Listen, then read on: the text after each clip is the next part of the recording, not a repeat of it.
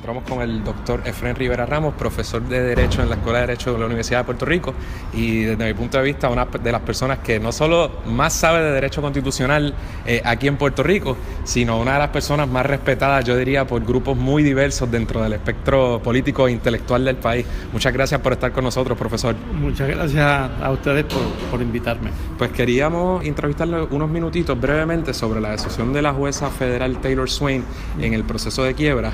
Usted publicó en el periódico El Nuevo Día recientemente un artículo titulado algo así como "La Junta no es el Congreso", y quería, por favor, que nos explicara un poquito a qué se refiere eso. ¿Por qué la Junta no es el Congreso?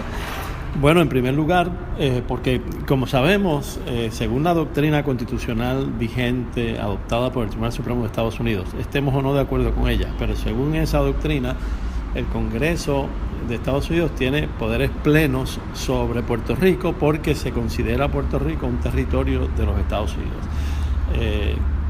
Poderes plenos, por cierto, no significa tampoco poderes absolutos, pero son poderes muy amplios para legislar sobre Puerto Rico, sobre todo en relación con la forma de gobernar a Puerto Rico y otros asuntos. El Congreso tiene esos poderes. Lo que quiere decir es que puede hacer con Puerto Rico cosas que no podría hacer con los estados. En función de esos poderes, el Congreso creó la Junta de Control Fiscal. Al crearla le delegó unas facultades, unas potestades, ¿verdad? Y entonces la Junta puede ejercer esas potestades y facultades que el Congreso le delegó. Pero la Junta no es el Congreso. Cuando escribí eso lo que quise decir es, no debemos suponer que porque el Congreso tiene poderes plenos sobre Puerto Rico, la Junta también tiene esos mismos poderes y puede hacer lo que quiera con Puerto Rico. La Junta fue creada por el Congreso, hay una ley, nos guste o no, a mí no me gusta, yo la he combatido, pero si vamos a evaluar desde el punto de vista jurídico las facultades de la Junta, hay que ver qué es lo que dice esa ley y cuáles poderes le confiere y cuáles no.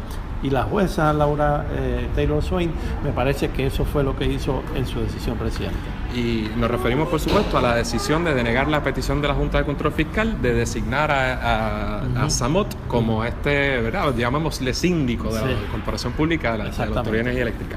Ahora, profesor, usted tocó un punto que a mí me parece muy importante, y es que si bien la Junta no es el Congreso, podría hacerlo. Es decir, el hecho de que se entienda que estatutariamente no se le delegaron estas facultades a la Junta para imponer a este señor, en este caso, no implica que el Congreso no podía hacerlo. El Congreso lo puede hacer directamente y el Congreso puede darle esas facultades a la Junta. Lo que sucede es que a mí me parece que es importante tener estas cosas claras.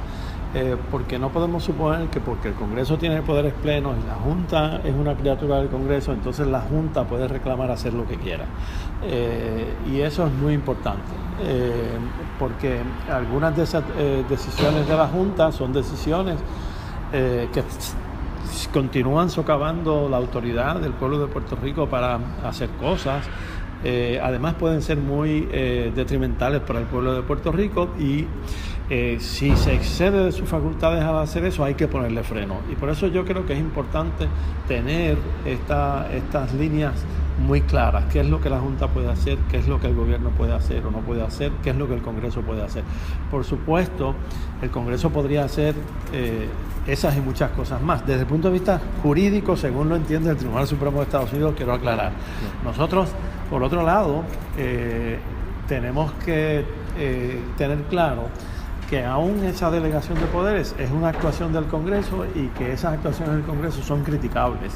Nosotros, desde el punto de vista nuestro, de lo que queremos que sean los poderes que deba tener el pueblo de Puerto Rico, de lo que queremos que sea nuestro país, podemos criticar al Congreso por ejercer los poderes que dice el Tribunal Supremo que tiene, aunque sean poderes plenos, y debemos hacerlo. Ahora, lo que yo quise decir en última instancia en esa columna fue que nosotros debemos tener claro de quién son las responsabilidades, a quién es que le debemos adjudicar responsabilidad por las actuaciones que se están tomando respecto de Puerto Rico.